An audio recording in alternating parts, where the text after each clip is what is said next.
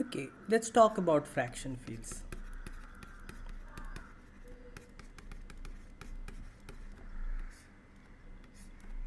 We encounter this idea very early in life when we construct the rational numbers from the integers. So what's a field? You all probably know this. A field is a ring where every non-zero element has a multiplicative inverse.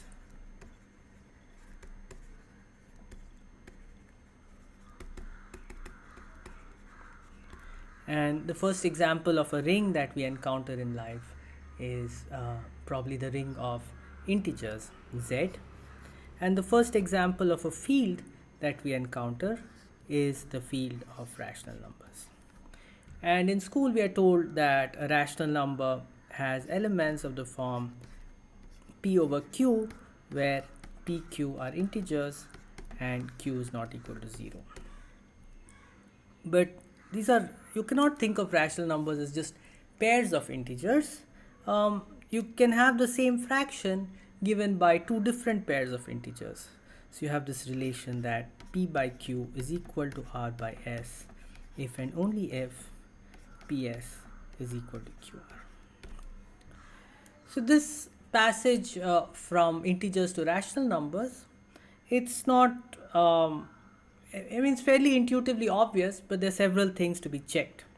But the nice thing is that this passage from integers to rational numbers works in a much more general setting, namely when you replace the integers by any integral domain. So let's go through this process step by step. So let's start with R, any integral domain. And that means a commutative integral domain. And the first step in the construction of its field of fractions is to look at pairs in R. So we'll define f tilde to be the set of all pairs p comma q, where p and q are in R, and we assume that q is not equal to 0. Okay, then let's define the equivalence relation. So we'll say that pq is equivalent to rs if ps is equal to qr. Now it's not enough to say that this is an equivalence relation. We need to check that this is an equivalence relation. So this relation is it reflexive? So that's very easy. We want to know if pq is related to pq. But what does this condition mean?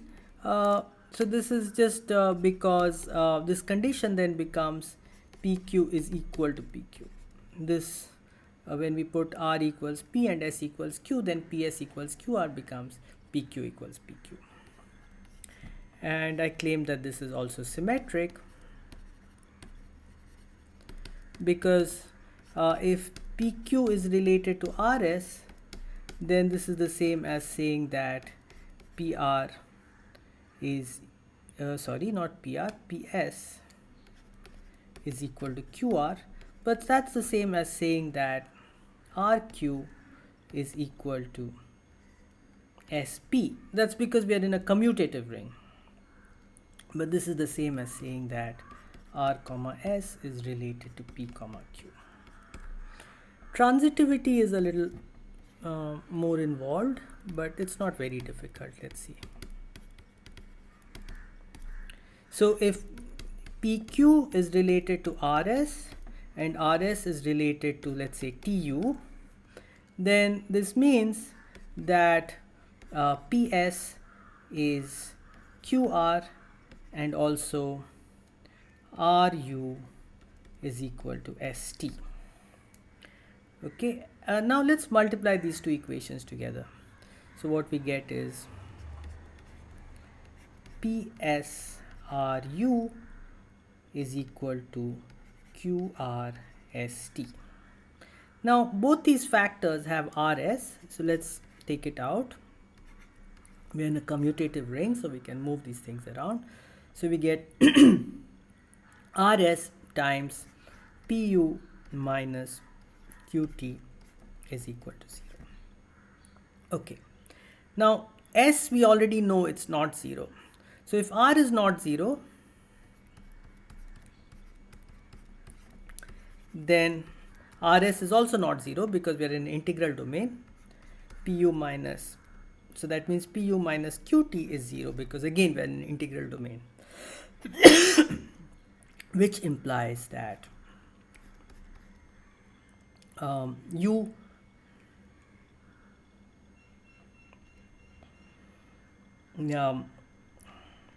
PQ is equivalent to Tu.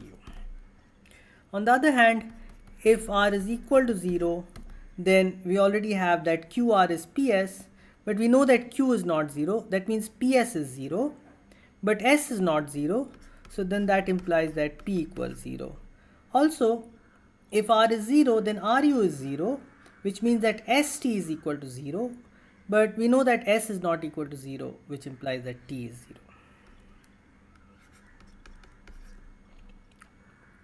But then that also means that Pu is 0, which is equal to Qt. So PQ is equivalent to Tu. So this relation is an equivalence relation. And whenever you have an equivalence relation, you can talk about equivalence classes. So what we've said is that this is an equivalence relation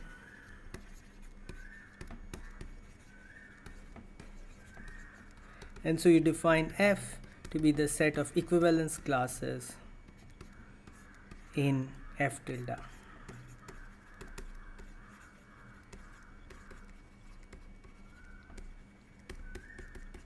With respect to this relation tilde. And now this is going to be the field of fractions. So on this we will define, firstly we'll define addition and multiplication on F. So you have define P comma Q plus R comma S to be so you do it as if these are just fractions. So what you'll get is the denominator you'll get QS and in the numerator you'll get PS plus RQ. This is just the rule for adding fractions, right? If we take P plus Q, P over Q plus R over S, then we would take the common denominator QS and we'll get PS plus RQ. Okay, and what you need to check is that this descends. So this is a priori, this is defined on F tilde. So it's a binary operation on F tilde cross F tilde and it's giving you another element of F tilde. But what you can check is that if you modify PQ by something that's equivalent to it, you replace PQ by something that's equivalent to it, and you replace RS by something that's equivalent to it, then this expression PS plus RQ comma QS will also get replaced by something that it is equivalent to it. A binary operation F cross F to F. So you need to check this. It's a bit tedious, but it's not difficult. And then you can also define multiplication the same way. Define P comma Q dot R comma S to be PR comma QS. And this again is just, this, if you're multiplying fractions, then you just multiply the numerator and you you multiply the denominators. And this descends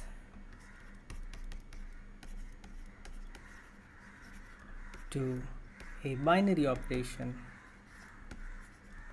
F cross F to F. So what we have is the set F, which is a bunch of equivalence classes on F tilde. This gets two operations, addition and multiplication. And then you can check that with these definitions, F plus dot forms a ring. So you need to check all the ring axioms, and again it's many things need to be checked, but none of them are really difficult. Forms a commutative ring, in fact.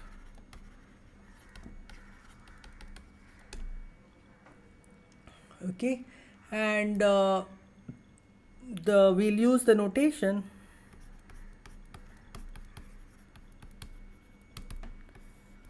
P over Q denotes the equivalence class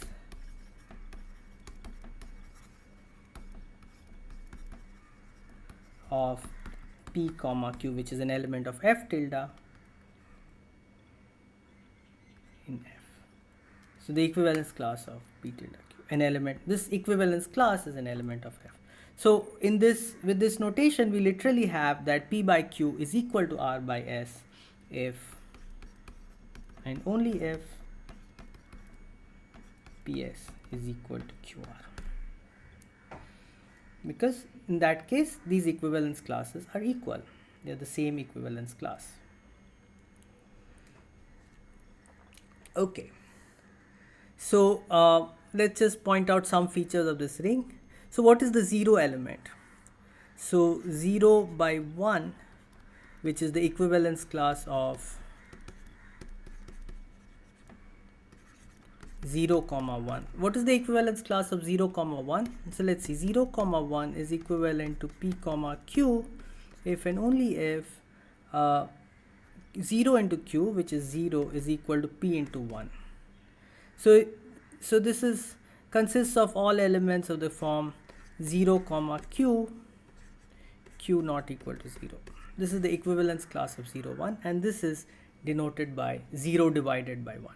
So this is the additive identity of, is the zero element of R, is the zero element of F. It's the additive identity element of F. And 1 by 1, so this is equivalence class of 1 comma 1, which turns out to be the same as Q comma Q, Q not equal to 0, is the multiplicative unit of F.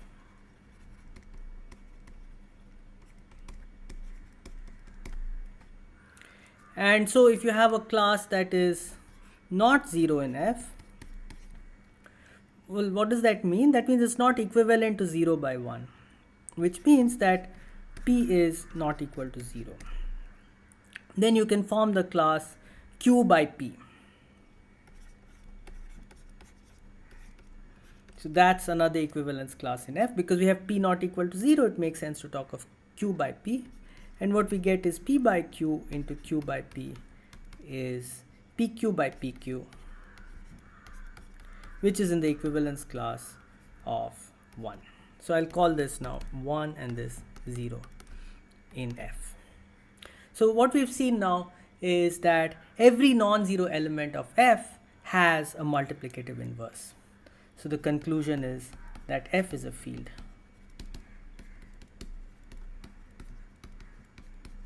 What's more, R itself sits inside F. So given R in R, define iota of R to be the fraction R divided by 1. Okay, and it turns out that this iota is a function from R to F. It turns out that this is an injective function. That's not difficult to see, because if R by 1 is equal to S by 1, that the definition of equivalence implies that R is equal to S. So let me just summarize what we've done so far in terms of a theorem. So F is a field. So maybe the first assertion. The second assertion is the map iota from R to F defined by iota of R is equal to R over 1 is an injective ring homomorphism.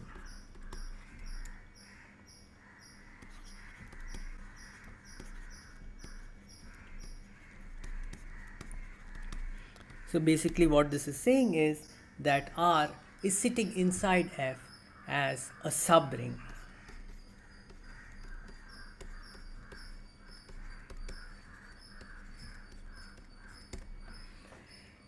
And there's a third property which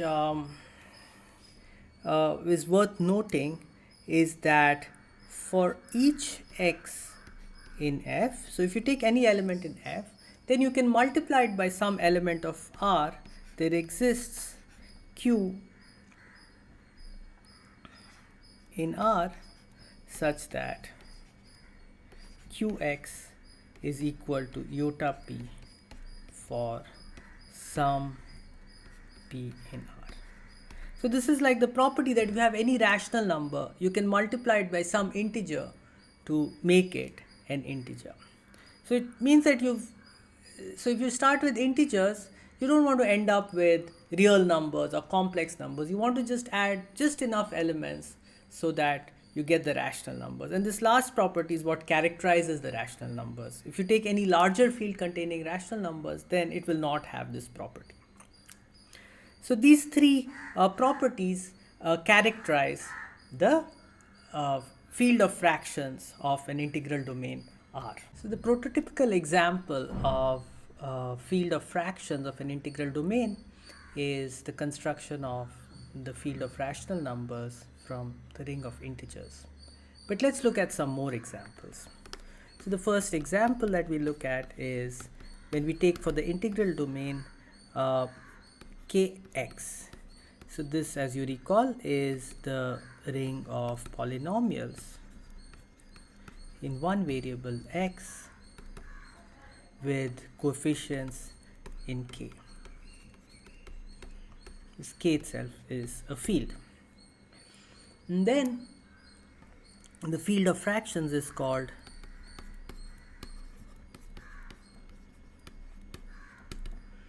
usually denoted k round brackets x, and it's called the field of rational functions.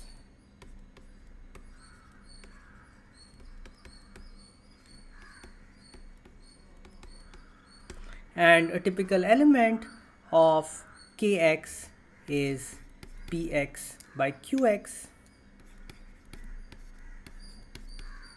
and where px and qx are polynomials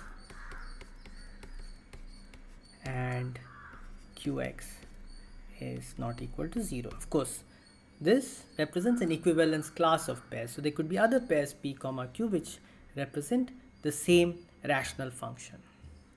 These things can actually be thought of as functions. Well, they're not defined everywhere. So if S is the set of roots of Q, i.e. it's the set of x in K such that Qx is equal to 0,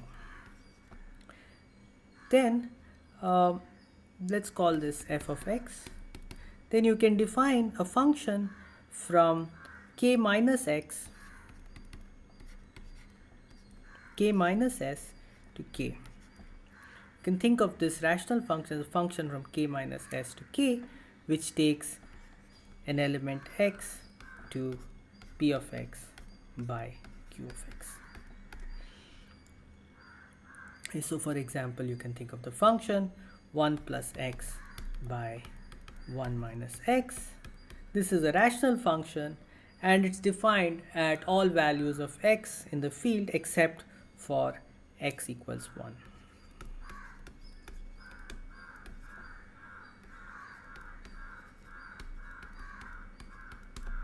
Okay, so this is one very useful example of a field that comes from this construction. Let's look at a second example. In this case, we'll take R to be the ring of Gaussian integers. Remember, these are just integers of the form, not integers of the form, complex numbers of the form a plus bi, where a and b are integers. And we had seen that this is in fact a Euclidean domain. So now, what is a typical element of the field of fractions? So if F is the field of fractions,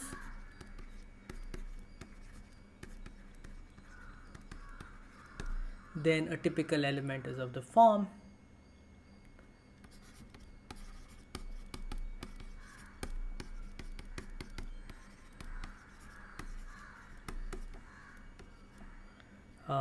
we can write it as a plus bi over c plus di, where we assume that either c or d is non-zero.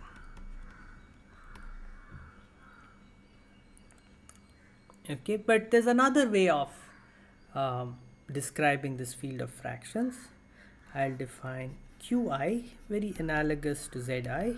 It's the set of complex numbers of form a plus bi whose real and imaginary parts are rational. And now I'll define a function phi from f to qi as follows. So I'll take this thing a plus bi over c plus di and map it to, so I need to map it to something of the form a rational number plus I times another rational number. And so what I'll do is, it's sort of motivated by trying to express this fraction as a complex number, which will turn out to have rational, real and imaginary parts. So remember that a plus bi times c plus di is the same as a plus bi times c minus di divided by c squared plus d squared. This is how we divide complex numbers, right? So we can write this as, map this to a plus bi by c squared plus d squared. No, what do I want? I want the real part, so that's ac plus bd by c squared plus d squared plus bc minus ad over c squared plus d squared times I. And this is an isomorphism of rings.